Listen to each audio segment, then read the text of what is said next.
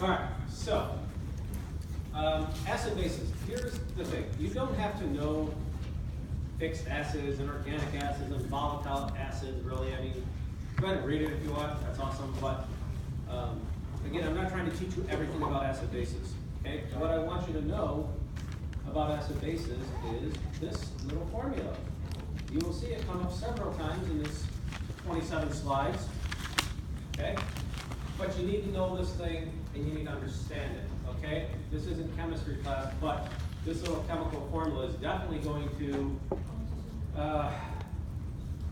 help you understand acid bases. The whole point of acid bases is this formula. Okay? So first thing I want to point out is right here in the center, you have carbonic acid. Does it help when I turn off that light? Yeah. Okay, all right. Okay, so that first thing you're going to see is carbonic acid in the center. Notice, you're going to be able to see it from the back, but these arrows go both ways. Okay, this is a reversible reaction, as in it can shift one way or the other depending on what it needs to do to maintain your homeostasis in your blood. Okay? Still with me this far? Okay. Now, one thing I need to point out is that when you are taking acid bases, you're taking them from your bloodstream. Okay? Where are you taking that blood sample from? Arteries or veins? Veins. Exactly, arteries. Okay? This is like the only time that you will probably ever think about sticking a needle in an artery. Okay, maybe a central line or something, but I don't think nurses do those. Actually, I don't think nurses actually do arterial blood gases either, because it's not like the normal, stick it in like that at an angle. It's, you take that wrist and you shove that sucker straight in until you hit that radial artery.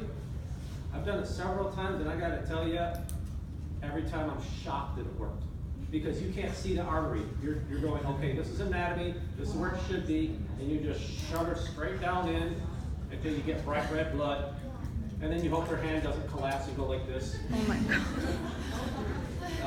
It does happen sometimes. It never happened to me. But, so you're getting arterial blood. Therefore, they call this arterial blood gases, or ABGs. Okay? So, because you are pulling out blood out of the arteries, and it's arterial blood gases, you're going to get different numbers than if it was coming from veins. All right? So, you need to know these normal numbers. Okay? For pH, our normal number is what? Human blood is 3, 5. 7.35 to 7.45. Sometimes we'll just use 7.4 for simplicity's sake. Okay? That's normal. You need to know that. Okay? I probably won't even give that to you on a test. Just, you need to know it. Okay? Your CO2 level. Normal CO2 level in human blood is 35 to 45. Okay? Notice I'm not putting units in here. You can see them later. I don't really care. It should be 35 to 45. Okay? Your normal bicarbonate level in your blood, this tends to vary if you look it up on the internet, but we're going to go with 22 to 28. Okay? You need to know those numbers. Okay? All three of them. Probably not going to give it to you. Got it? Okay. Get it? Get it. All right. So, let me continue back to this formula. All right? I'm going to take this formula and I'm going to draw a couple different things on it. One, I'm going to take this left side of the formula where it has CO2, carbon dioxide, and water, and I'm going to make a big lung on it. Yay? Okay. Okay. So I made a lung. Why? Because CO2 can exit out the lung, right? I mean, that makes sense, yes? We know that. Carbon dioxide, you blow it out, leaves your lungs, right? Okay? Because CO2 exits out the lung, or not, right? It might decide to just, let me redraw that blood thing down here. It might just decide to stay in the blood, and if CO2 decides to stay in the blood, right, then you're gonna have more CO2 in your blood, right? So how do you think you can get CO2 either out of your body or stay in your blood? What do you do to make a difference? So you blow off CO2. Yeah, you either blow it out or you don't, right? So what would happen to your CO2 level in your blood if I'm doing this?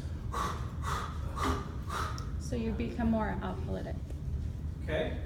I'm gonna blow out all of that CO2, which means CO2 is not in my blood, right? Yep. Now CO2, now hang with me on this one. CO2, I'm gonna call acid. Why? Because if I blow CO2 out of my lungs, I am taking this entire reaction, shifting it left, and with that I am drawing out these acids so that they can balance out back in equilibrium, which means literally I'm indirectly blowing acid right out of my lungs, right? So for the purposes of acid bases and understanding them, think about CO2 as acid. Got it?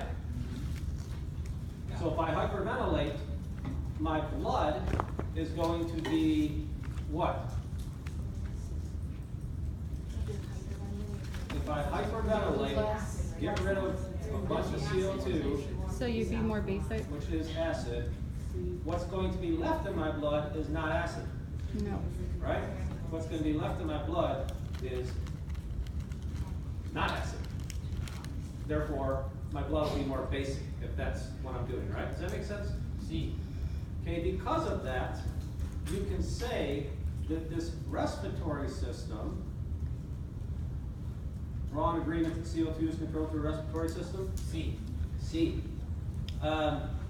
We can agree that this respiratory system can either make your blood acidic or it can make it basic depending on what you do with CO2, also known as acid.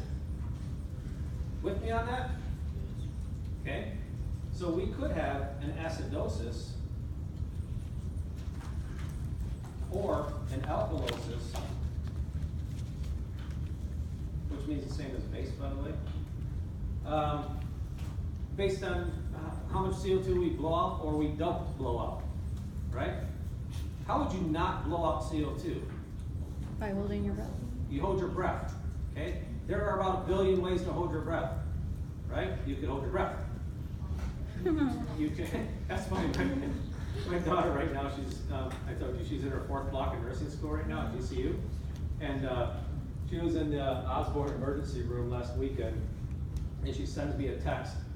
It's like, something like, LOL, some guy just brought his girlfriend in because they got in an argument. She held her breath and passed out, so he called 911. What? I didn't think that happened in real life. You know what? Have any of you guys ever, when you were a little kid, held your breath so much you passed out? On purpose because you were throwing a fit? Breath. Never. It's always one. That is one stubborn kid, right? To do it long enough to hold, to pass out, you are the most stubborn little booger. But that's good, because you kind of need that stubbornness to get through a lot of life, right? Yeah. Anyway, so yeah, that can happen. You can literally hold your breath. You can have conditions like asthma, bronchitis, edema. You could be drowning. Elk could be choking you. I mean, whatever. If you're holding your breath, you're not getting rid of CO2, so it's staying in your blood, right? Okay. On the other side of this little balance thing, I'm going to take that and I'm going to draw a kidney. Okay, why? Because the kidney has the same options with bicarbonate. Okay, bicarbonate is a base. Okay, sometimes you hear it called a buffer because it buffers acids. It's neutralizing acids, right? So bicarbonate is a base. Okay, exactly opposite of acids. So the kidney, depending on what it needs to do, can take that bicarbonate and stick it back in the blood, or it can decide to stick it in the urine, right? Does that make sense? So if the kidney decides to stick bicarbonate back in your blood, and that's the only thing you know, what is your blood going to look like, acidic or basic? Basic, right? You add more base, you get alkaline blood. Yes? What if that kidney decides to urinate out your base, your bicarb? What's your blood going to look like? More acidic. More acidic, right? So again, this can cause an alkalosis or an acidosis by what bicarb does also, okay? The reason I'm making kind of a specific point about this is because whether it is the